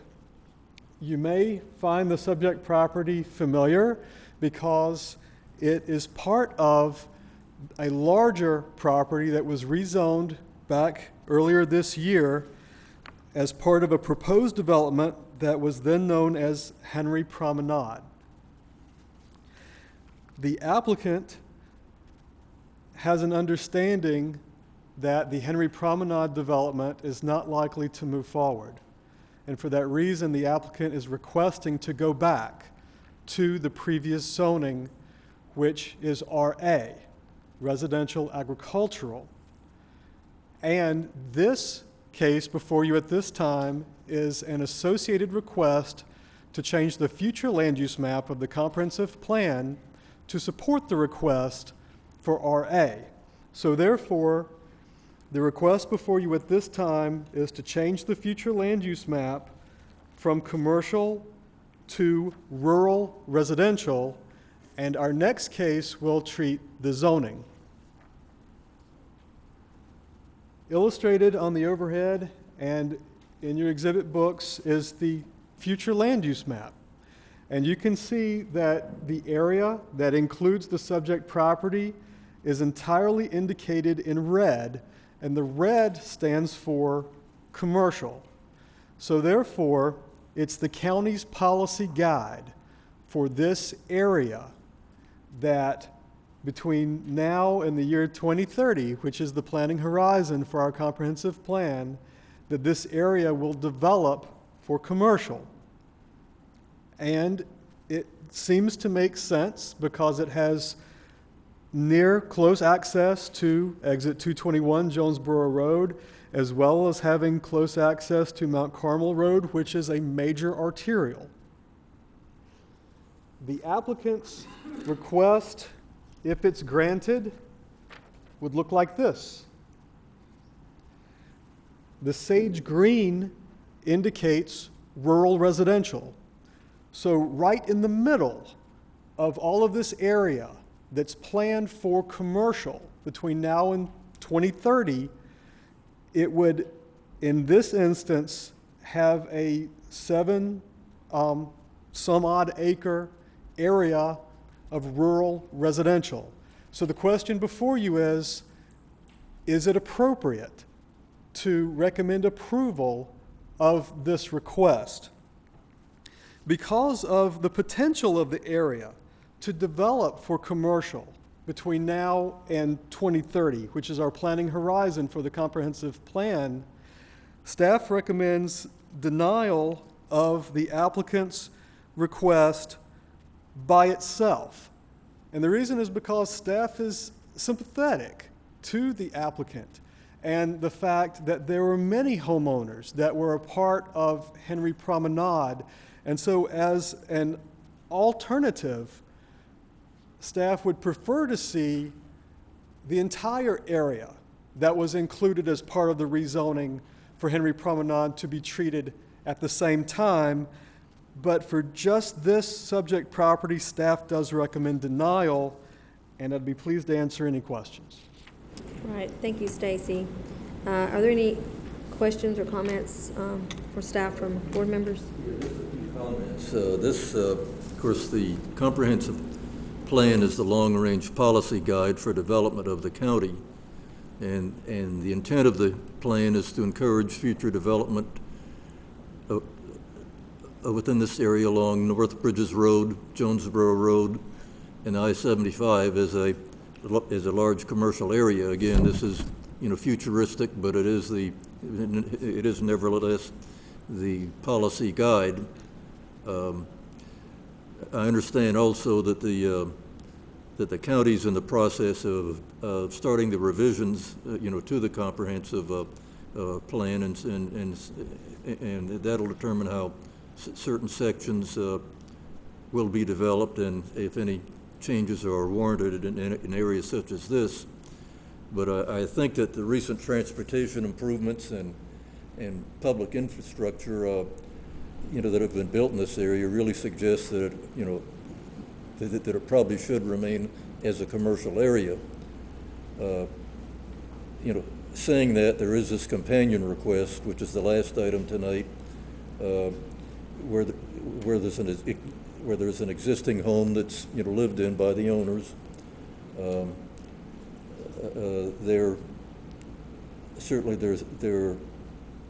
Their taxation is affected with the commercial designation. So, but the zoning ordinance and the zoning map is law, and the comprehensive plan is policy. So I think there's two distinct issues here, and I'm sure that they're concerned that if their home is damaged while they're still living there, that it couldn't, that it possibly could not be replaced, depending on the extent of the damage, if it remained commercial zoning. So, I just think we'll have to hear what the applicants had to say, but I just wanted to draw those distinctions out tonight. Okay, any other questions for staff? All right, we'll ask the applicant to please come forward. State your name and address for the record. It's 1050 North Bridges Road, LLC, 525 Levi Barnes Road, Jackson, Georgia. And what was your name again? I'm sorry. Marguerite Simpson. Okay, do you have anything to add to staff's comments? I do. This is a dirt road. It's been a dirt road since the beginning of time.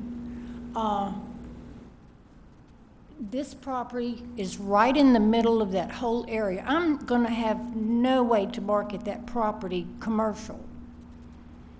And Stacy says that in 2030 2030, I will be able to sell my property. Well, I have to pay commercial tax between now and 2030.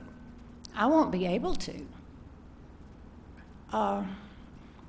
Gary Barham gave me a letter stating that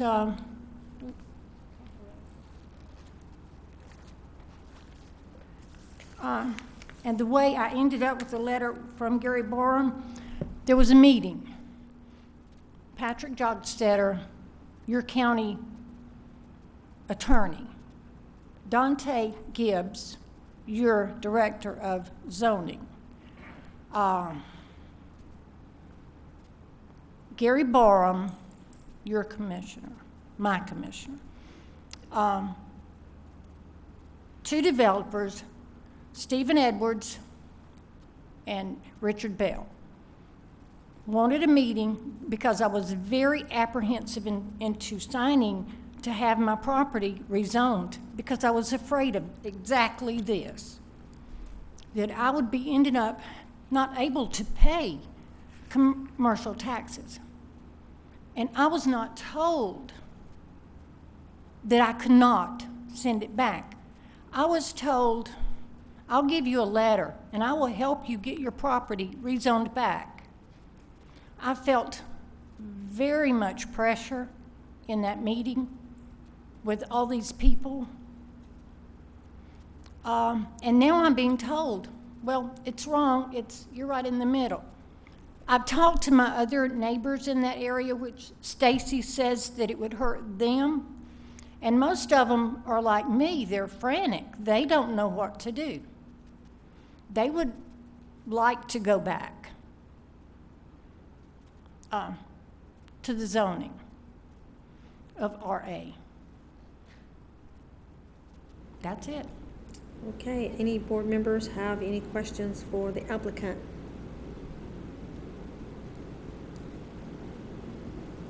Any board members have any questions for the applicant? Jim, do you have anything? Jim, do you have any questions for the applicant? Not right now.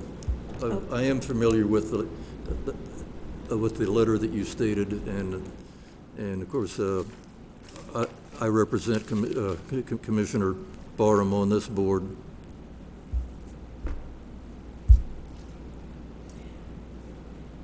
Okay, I have a question. So the recommendation was that the staff, and I'm not sure I understand this, what you guys were saying is get with the other residents and change not just this, but all of that. So if there was a concern that the other residents are having a problem, then everybody get together and change it at one time instead of spot zoning it back. Is that what you got the recommendation? Madam Chair, for each of the respective properties, each of the respective owners must give consent for it to be a legal process. So just, that needs to be on the record. Right, okay. So you couldn't just hold a meeting, they would have to request it? There needs to be owner consent before, and there needs to be an official application made to the county to request the zoning. To the county to change it back, okay. Yes. That's what I needed to know, okay. I didn't have anything else. Does anyone else have any questions? Let's not get too far ahead of ourselves because, right now, what we're considering is the long-range comprehensive plan.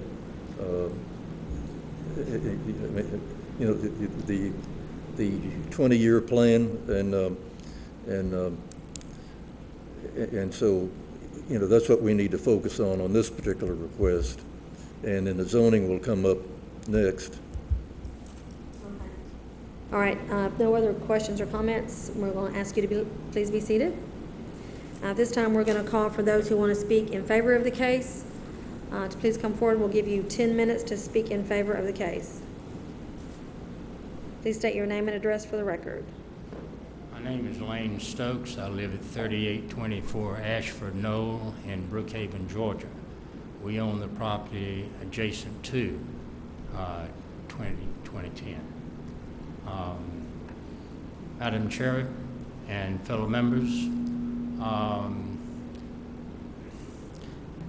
I just learned a few things today, and one was that Mrs. Simpson was coming here tonight to plead her case, but before that, she got a letter from the county saying that her request had already been denied.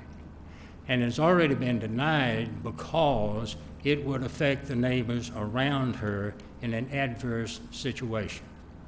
Well, it's not going to hurt us in an adverse situation. We have 11.25 acres running along Mount Carmel out to I-75, and I know that we're going to be the next applicant to go back to RA. Now, it's very convenient that the county can now say, oh, well, all of you have to do it at the same time. That's very convenient. We did it at the same time because Mr. Bell came to town and said, okay, let's get you all together and we'll rezone your property C3 and then I will buy all of it. Well, that was our deal. We would go along with that. But now you say we all have to get together. You know how hard it was to get all of those people to sign in the first place? It took months. And now you're saying that we all got together to decide to go back to RA. Well, some people might not want to go back to RA. They might want to stay in C3, but we don't. And it's very convenient to say, well, now the county has decided that this property up here is going to be all commercial, all red. Well, before the movement from Richard Bell came along, all of that property was not commercial. I think about 88 acres of it was RA. It was changed because the property owners wanted to sell their property through Promenade. Promenade is dead. If you were reading the local newspaper a couple of weeks ago, it came out and says, Promenade is dead. So we can't sell our property through Richard Bell anymore because that's gone. And now we're stuck with property that we've been operating under a certain understanding from the tax assessor's office that as long as we don't build a commercial building on our property, that those taxes won't affect us as C3. Now, I talked to your chief appraiser for Henry County today, and I found out that's not true. Somebody around close by, like across Mount Carmel, could sell his property for a large amount of money, and that would affect my tax rate, and it would soar. We were not told that when we were going through this operation with setting up Promenade. We were told there was nothing to worry about. We could keep C3, and as long as we didn't put something on our property, then it wouldn't affect our taxes. We were given the wrong information. And we were not given any information that we only had 12 months to ask for the property to be rezoned back to what we wanted it. If we had not talked to each other, we wouldn't have known that, and after 12 months you would have said, conveniently, oh, well, now you can't do it. There's something fishy going on here, and I'm very upset about it. Now, if you deny my application when I come back in here because I haven't gotten everybody to agree with me and all of us get together, which we can't do, then I'm going to be very upset about that. And I'm going to resist you. Like my wife and I resisted DeKalb County back in 2002 when they told my wife that she could no longer teach music in the home because the county conveniently had passed a law saying that she couldn't do that. And I got hot under the collar in Gwinnett County because they had passed a similar law singling out one music teacher in the home who had triple positive negative breast cancer, and they were going to run her out of business, and she would have lost her home and probably died from suicide or something. I got upset about that. I went to work for her for 30 days and persuaded those people to change the law again. So I think tonight you ought to table this vote for a while until some of us can get together and talk with the heads of departments around here and the representatives of the Board of Commissioners, the chairman of the Board of Commissioners, our representative for our district, the county attorney who is part of this thing, and Mr. what's his face over here, I'm sorry, I can't remember your name, that's in charge of planning and zoning. We need to get some information before you try to ramrod this thing and make it so a woman who has spent a lot of hours putting together her presentation and paid her $1,100 is going to lose that time and lose that money because you just casually say, okay, we're going to deny you. That makes her angry. It makes me angry. So I suggest that you table it. That's up to you. Thank you for your time. Anyone else like to come and speak in opposition of the case? Oh, that was in favor of the case. I'm sorry. For those that you were speaking in favor of the case, we were still on that one. Okay, now would anybody like to speak in opposition of the case? Okay. All righty. So no one anyone else wants to speak for the case. Okay. So the applicant, please come back to the podium. Does anyone have any questions or comments to the applicant? Mr. Risher. Mrs. Simpson, when was this letter dated to you? I didn't see the date on it.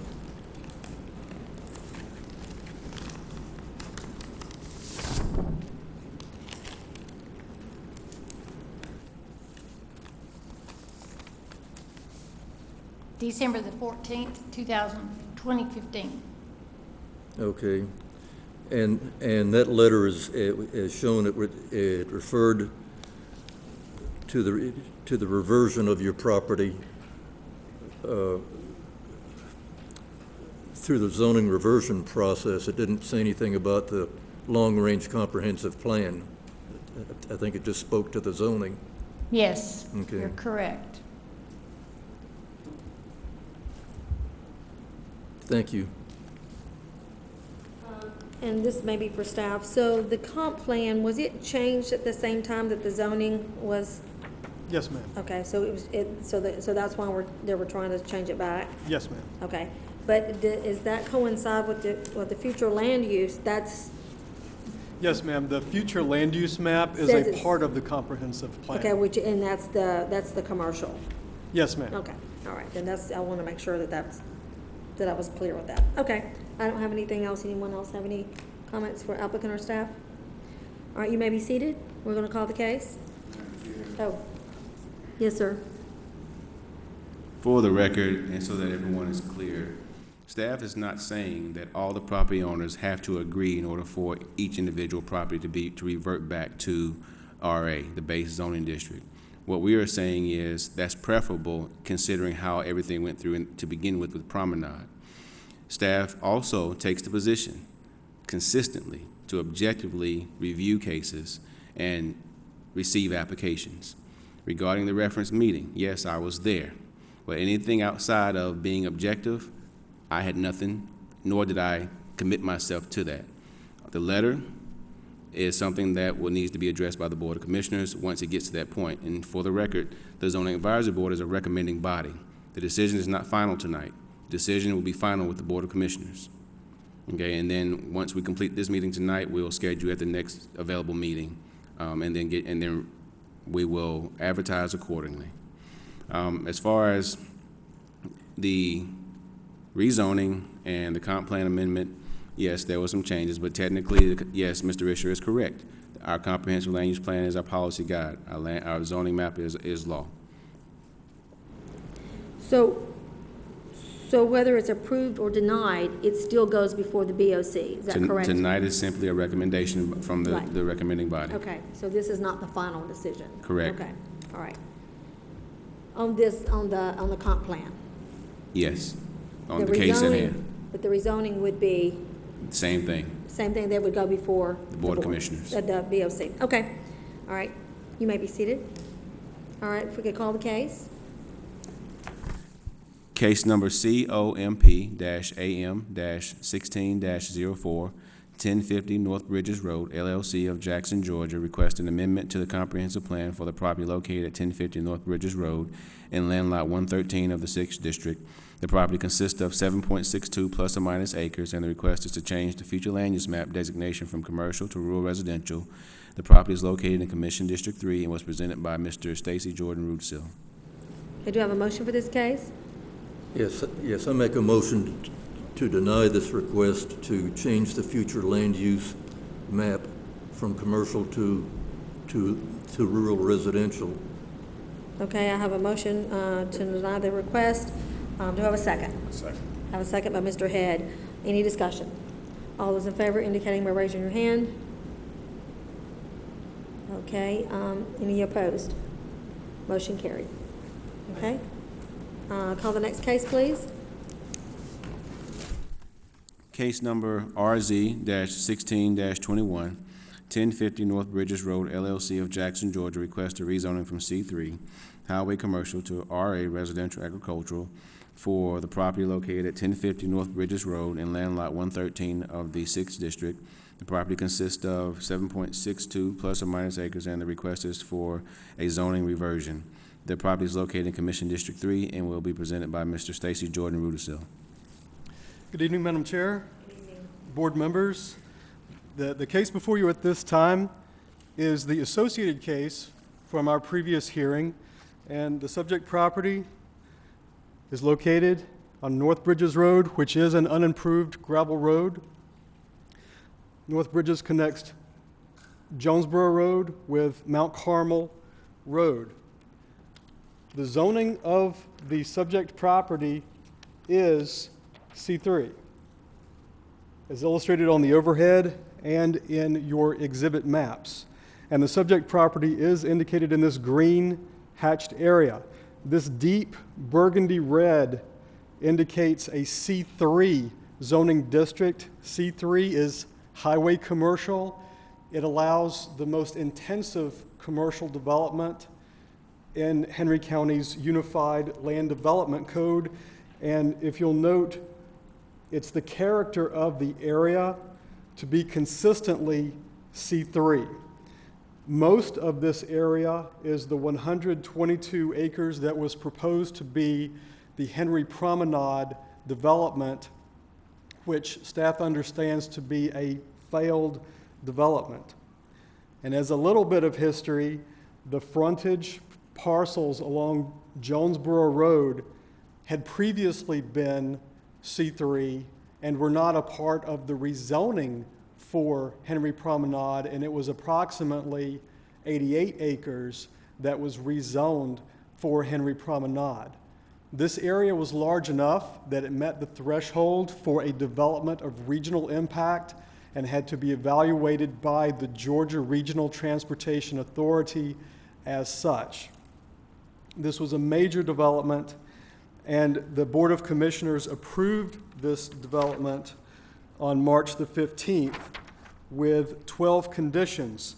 Many of the conditions references a development agreement. This development agreement, to staff's knowledge, was never completed. However, the conditions which regulate not only the subject property, but the larger Henry Promenade proposal, of which the subject property was a part, it states that the development agreement would include and encompass the entire area. And so if the subject property were rezoned, it's not likely that the remaining areas within the area of the proposed development could comply with these conditions by themselves. For that reason, staff recommends denial of this particular request, and as an alternative, we would recommend that a public hearing be scheduled to treat the entire area, approximately 88 acres, that was rezoned as part of the Henry Promenade development, and I'd be pleased to answer any questions. Okay, any questions from the board members for staff? Mr. Richter? Okay, well, here again, this this is the other side, or the other companion request, which is to change the zoning back to RA for this one particular parcel. We did vote to leave the long-range plan intact, for this entire area to be commercial. So I don't think I have any more comments for right now. Anyone else have any comments or questions for staff? Well, I Mr. do have a Nelson? question for you, Stacy, and this may be something you can or cannot answer. In reference to the tax question, earlier it came up that it was concerned with the increase in taxes. Can you elaborate on that at all? What's the potential there? I would prefer not to, because that's not my expertise. I would prefer to defer to the chief appraiser. Thank you. Anyone else have any comments, questions for staff? Okay, this time, okay, Mr. Risher? If you can recall, in the zoning ordinance, I guess by the zoning action that was taken on this, as it applies to this parcel, it's currently a non-conforming use. Is that correct? Yes, sir, that's correct. And if a home is damaged, I think by more than 50%, if it's a non-conforming use, can it be replaced? No, sir. Okay. Thank you. Any other comments, questions for staff? All right, we'd like to ask the applicant to please come forward, state your name and address for the record. Marguerite Simpson, 525 Levi Barnes Road, Jackson, Georgia. Okay, do you have any comments to add to staff comments? No, I don't. Okay. Do any of the board members have any questions for the applicant? All right, I don't think anybody has any questions for you, so you may be seated. Thank you. At this time, we're going to open it up for 10 minutes for those who want to speak in favor of the case.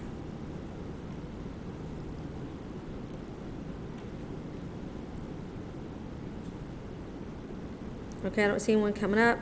Do you want, anybody want to come up? Yeah, come on up. That's okay, you can sign it We can receive the card later, yeah, just as long as you fill one out.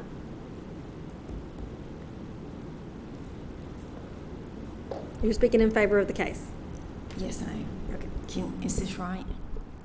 I'm the owner of the property that my husband, Lane Stokes, I'm Nancy Stokes. Okay. And just your name and address, please, for the record. 3824 Ashford Knoll, Brookhaven, Georgia, 30319. We have tried to figure out this tax thing. We have called all the people that we were told to call in Henry County, and we have hired a lawyer who has been with us every step of the way since Henry Promenade first started. They all told us, I'm not sure that all of them did, but the ones that we spoke to at that time, oh no, you don't have to worry about C3 taxation. You don't have to worry about that high stuff. That's not going to happen to you until the first building starts up, and you won't be owning the property anyway by that time, so you won't need to worry about that. We were told that by several different people, officials in Henry County. I can't name them all because thankfully my husband's taken care of most of that for me. But we've discussed this, and this is what's happened. Y'all aren't all speaking with the same voice, and we're very confused. What it sounds like, and I guess maybe I've watched too much TV, but you know, where the poor little old lady is railroaded out of her land, and the county gets the land because she has to default, and all this business sort of went along with it. I don't have the right to say that that's the case here. I'm certainly not saying it. But you have to wonder, when we've asked 3 or 4 or possibly 5 people, And they have told us different things. Yes, you can. You don't have to pay the tax. This is not going to affect you. Don't worry about it. None of us can afford to pay $58,000 a year in taxes. We'd have to give the county our property. This has been in my family for 4 generations. My great-grandfather had a big farm that 75 cut right through. I and some cousins are the only one remaining that have any of this land. And we'd like to see it used right, but we don't think that it's fair when we've tried to get information from Henry County that they have given us a forked tongue. They may not have meant to, but they certainly are not all talking with one voice. And so we have gone by what we've been told, did what we thought was right, and now are having to look like that we're going to lose our land.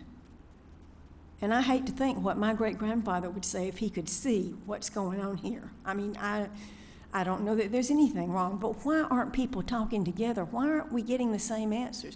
Why are several people telling us one thing and several people assuring us that, no, that's not the case at all, don't worry about anything? We're scared to death. This was going to be part of our retirement. You got to think about that. My grandparents, my great-grandparents would want what's best for Henry County, but they would certainly want their children and their great-grandchildren to be looked after too and not be treated anything but legally, thoughtfully, and with a lot of discussion about the false things that have been told to us. So I just wish you could take care of that. We've done the best we could. We've tried to be as good and cooperative and fair about this. We want good things for the county too. I feel like my roots are here, although I've never lived here. But something's wrong. You need to get your people speaking with the same voice. And so if you could do that, I would so appreciate it. Thank you. Thank you. Anyone else like to speak in favor of the case? In favor. Please come forward and state your name and address for the record. Can anybody? Okay, there we go. Thank you. I'm Donna Tidwell. I sell real estate, and I have a listing on North Ridges Road, and they will also be applying for rezoning to go back to RA. Of course, it's just a weeded 3.71 acres right now on a dirt road. My question is this. I agree that the comprehensive plan for this area should be commercial. There's no doubt in my mind that that is correct. What I'm asking you is, does this zoning have to be commercial at this time when it's not likely to be developed in the immediate future? This is not a question and answer session, it's just public comment. So I'm sorry. But that's okay. Well, later then we can address that question. Okay. Then I believe that probably on the comprehensive plan it was already commercial. Is that right? It was changed. Okay, it was changed, but it probably will stay that way, and that's fine. But it's early to pay taxes on commercial property. For any of these people along this road, there's nothing commercial on that section of this road at all right now. So the right thing to do would be to approve this, and I'm not sure if it's going to be more trouble for the zoning.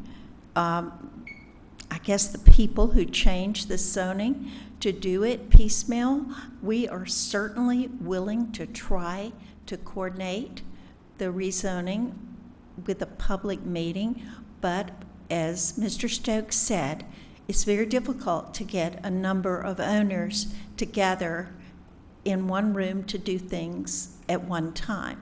So if it's not too expensive and too much trouble, I recommend that you pass the spot zoning because you're going to get many more requests for rezoning. Thank you. Thank you. Anyone else like to speak in favor of the case? Okay, we're going to ask now if anyone would like to speak in opposition of the case. Okay, I don't see anyone come out. We need to ask the applicant to please come forward. Do any of the board members have any questions or comments they'd like to ask the applicant or staff at this time? And I'd like to just ask a question, just from my knowledge. When this was changed from rural agriculture to the C3, did each applicant have to apply for that? Or was it done corporately through this group of, this firm that was gonna develop it? And did they pay for that to happen, or did each individual applicant have to pay to have it changed to R3? Excuse me, the Henry Promenade representatives did it collectively, and they paid for it. It wasn't individual applications, it was a collective rezoning for all the tracks, but they had to receive the consent of each owner. Okay, and so they pay for it to be changed over. Okay, that's what I needed to know. But then each applicant now is have, each landowner, if to get it changed back, they have to pay the fee to get it to get it changed back, right? Is that correct for the application? The fee has to be paid, whether it's by the applicant or Henry Promenade. It just needs to be paid. Okay, all right, I just needed to know that for kind of my own. All right, that's all I had. Anyone else have any questions for staff or applicant? Mr. Risher. Yes, the arrangement that you had with the representatives from Promenade, was that like an option agreement, you know, that they had, that they would purchase your land? No, we had an actual contract with a time that they were going to pay us the deposit. And then they put that out farther 2 times and then just walked away. Okay, thank you. Okay, if no one else has any questions for the applicant, I'm going to ask you to be seated, and we're going to call the case. Case number RZ-16-21, 1050 North Bridges Road, LLC of Jackson, Georgia, requests a rezoning from C3 Highway Commercial to RA Residential Agricultural for property located at 1050 North Bridges Road in land lot 113 of the 6th District. The property consists of 7.62 plus or minus acres, and the request is for a zoning reversion. The property is located in Commission District 3 and was presented by Mr. Stacy Jordan Rudisill. Okay, do I have a motion for this case? Mr. Risher. Yes, I make a motion to approve the request for the zoning reversion to RA, and the basis for this motion is that if the home were to be damaged, it could not be replaced under the commercial zoning. Okay, I have a motion. Do I have a second? I have a second by Mr. Babb. Any discussion? All those in favor indicate by raising your hand. Motion carried. Thank you. Okay, that's all the cases for this evening. Motion to adjourn. Motion to adjourn. All right, so moved. Thank you.